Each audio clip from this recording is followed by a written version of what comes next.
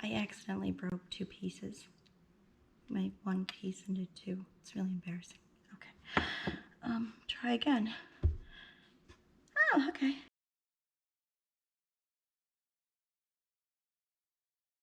Hi guys, welcome back to the channel. This is Sue. If you are new to this channel, welcome. Today I am going to be showing you guys my tip and trick for how to take a piece of pottery or china or whatever it might be, if it's like a plate or a bowl and you don't really have the full item, but you have a piece of it and you're just dying to know what it was. So I'm really embarrassed because I found it and then I dropped it while I was getting the video ready, but you know, it's okay. It's still okay. So I'm going to show you how to do this using just this teeny, can you guys see it? Go up, go down, I don't know. By just using this teeny piece, okay? So I'm gonna show you how to do that and what you're gonna need to get started. Here we go. Okay guys, so you of course are gonna need your fragment piece. In my case, it's now 2 fragments, but at least they go together. So you need that. You're gonna need a pencil. You are going to need a compass, and you are going to need a white sheet of paper. You can get it from your printer or whatever, okay? And how about we begin? Paper here. Now, here's our fragments. Now they are broken now, but that's okay. It's okay, they still fit together. Okay, now all you're gonna do is take your pencil and you're gonna rub it on the part of the plate or bowl or whatever this might be that holds it up. So you're gonna go right around this bottom rim thing with the pencil. Now, doing this will allow it to get, there you go, a nice, it's gonna leave a mark on there so we can transfer it onto the paper. So you probably got that already, but there we go. All right. Shouldn't have done it probably on the paper because the paper's a little, we'll flip it over. There we go. Good as new. Okay guys, now I gotta try to get my fragments back together. Oh heavens. Okay. So there's my fragments. And what you're gonna do is you're gonna pretend like they're stamps, or it is a stamp. This should just be one, I apologize. It's gonna be a little tricky on the other one, but it's okay. You push down and it's gonna help you get a range, an idea of, it's okay. And it's gonna give you an idea of where to go as far as the curvature, okay? So now you're gonna take your compass, okay? You're gonna, of course, want the lead part to go to try to figure out this curve. You gotta figure out the curve. And then, of course, the pointy part is gonna go in the middle. So the trick to this, guys, is you're probably gonna have to play around a little bit with it to find the right match. Mine, I do believe I have ready to go, if you can see. So, or even I'll go this way for you guys. I'm not left-handed, but I'm acting left-handed. It pretty much fits the curve, okay? So I have to do it right-handed now, so how about we move it? Okay, so once you find that curve, and you feel pretty good about it. Looks pretty good to me. I feel good about it. I'm gonna keep going. Around and around and around and around. It's not gonna be perfect, but it almost is. Okay, why am I doing this? Well, because we wanna know the diameter of the bottom. So the diameter of the bottom, I am using a ruler. You could also, of course, use a measuring tape, but I'm going to use a ruler. And what I'm catching on here, I'm going to go over just a little bit. You're going to want to do it from the widest part of the circle. And it looks like the stand that holds up, whether it's a bowl, I'm not quite sure yet, but we'll discuss that after. I'm going to write down it's about 3.5 inches. Okay, it's upside down to you, right side up for me. All right, sorry about that. Now guys, it's gonna be even trickier to do this now because I really monkeyed this up. But what you're gonna wanna do is line up right there your curves to the curves on your already drawn diameter that you did with your pencil. There we go. Now it's going to be a little bit tricky for me now because I did break it, but then you're going to go around and trace it, okay? And then I'm going to come back over here with this piece. Take it on there. Make sure it's matched up. And there we go.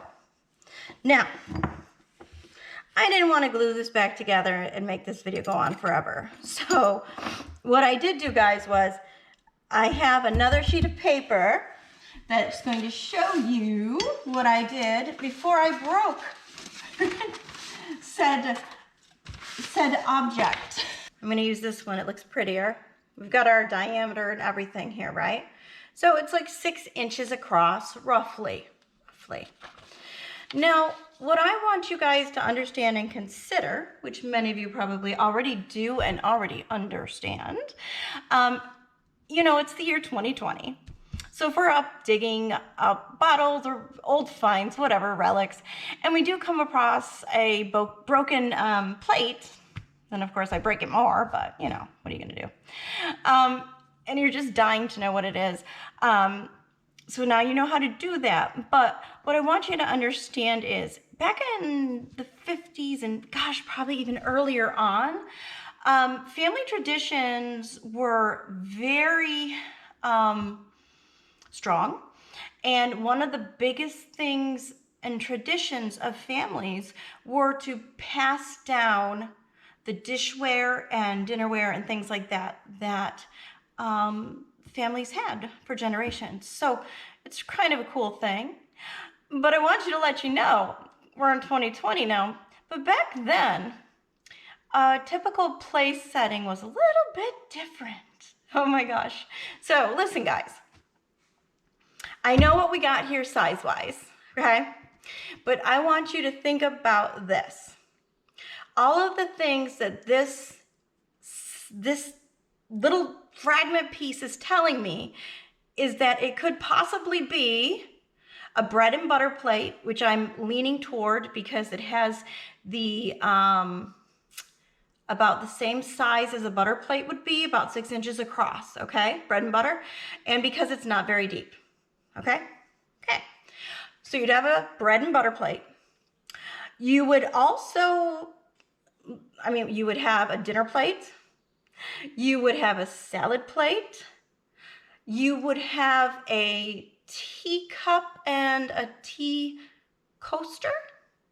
You could even have a tea plate. And when you think about a tea plate, I like to look at it as it's a little bit wider and it doesn't have that little circle thing for the teacup. But you can still place your teacup on it, and then you can put a couple little cookies on the side, and it's good for entertaining. Let's see, I'm trying to remember what all we've covered. Oh, you could have a fruit and dessert bowl. I do have one of those. I'm going to show it to you. And honestly, it is the same size as our fragmented piece, but it's really, the fruit, I'm trying to get it up here. It's not, do you see how deep it is compared to that fragment piece? We'll just look at the little fragment. The fragment isn't very deep. So I'm leaning more toward if it is something that's in a collection of something to eat off of. I'm leaning toward the bread and butter. Okay. But anyway, as long as I got this out, this is a fruit or dessert bowl. Okay. This one is made by Crown Empire Duchess, just in case you're interested. And I get a little confused because there's another pattern out there by Johanna Haviland. It's called Blue Garland, and it's very pretty as well. So, okay, I'm getting off topic, but here we go. So what did we do? We've got the plate, we've got the salad plate, we've got the teacup with saucer, fruit dessert bowl. I'm looking at my notes, lots of stuff. Who the heck wanted to wash all those dishes? I mean, really? Oh my gosh, just pour yourself a bowl of cereal and let's be done with this. But anyway, guys, so where I'm at is the only thing that would make sense in my mind, I could be totally wrong, is a bread and butter plate. And that's only if it is indeed a vessel. I always have trouble putting it back together. That is indeed, if this is indeed something someone would use to eat off of or something like that. Now the reticulation, I'm sorry about this, guys, and these marks and the gold and the leaf veins. Oh, guys, I did a lot of research today, and I'm going to bring up something kind of weird that this could possibly be, and it's not something you would eat off of. It's none of those crazy things. It could be, still could be a bread or butter bowl.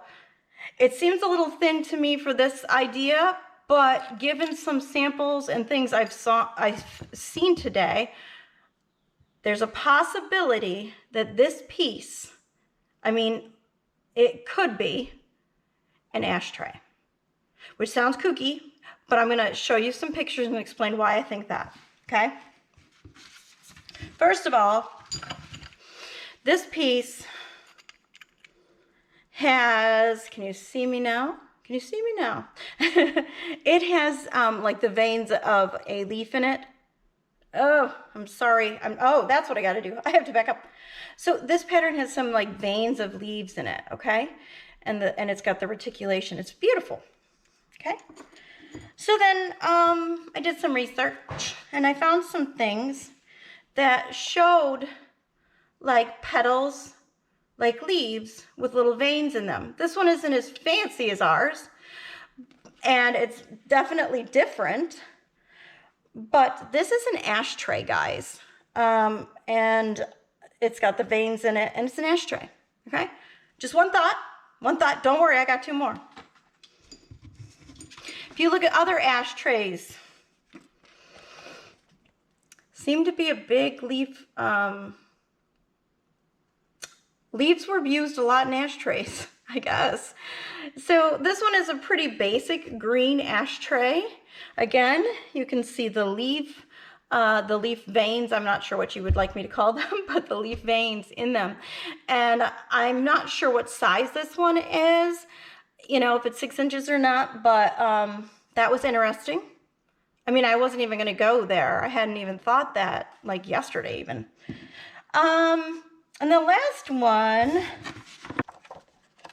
okay, and the next one I want to show you is this one. It's a little bit thicker, which you would assume an ashtray would be thicker. So, I mean, I don't know what we found, but here we go. This is an ashtray, very ornate, right?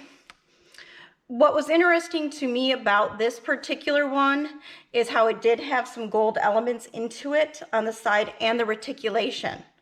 So when I did a lot of my research and punched in, you know, pink roses, blue flowers, blah, blah, blah, looked through different collections, then I typed in leaves and I got all of these ashtrays. Very strange. So, but again, this looks thicker. I don't know. So anyway, I guess what I'm trying to say, guys, is it is very possible. Anything's possible. I could be totally off target here. And if I am, gosh, please let me know. I try my best to do my best, but I am totally open to help and suggestions. In fact, I would love it. But here we go. So my fragmented piece that I wanted to talk to you so much about and show you how to find the diameter, so mathy, we did that. And then we discovered more. We discovered about these grand,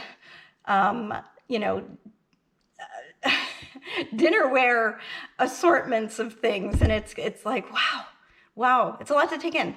So butter dish, bread and butter dish, ashtray, don't know. I'm not gonna stop until I find it. I promise you that. I thought I was close finding it, but I don't want to say that person's name out loud yet, the artist. But if I do have it right, I will let you know in another video. Okay, guys. I do want to let you know one thing. Of course, I still am working on the World War II stuff. The other thing is I have some marbles, some very old marbles that were my grandfather's, that I'm waiting on a book to come and do some. So we might have an episode on marbles and talk about them a little bit. I also live pretty close to the Corning Museum of Glass, so that's cool. So we have a marble thing coming up. We might have a stamp thing coming up because I have a ton of old stamps. I also have a ton of old postcards. And leave some comments below of things you might want to see or go over if you want. And I would be glad to see if I can help you. Just do them.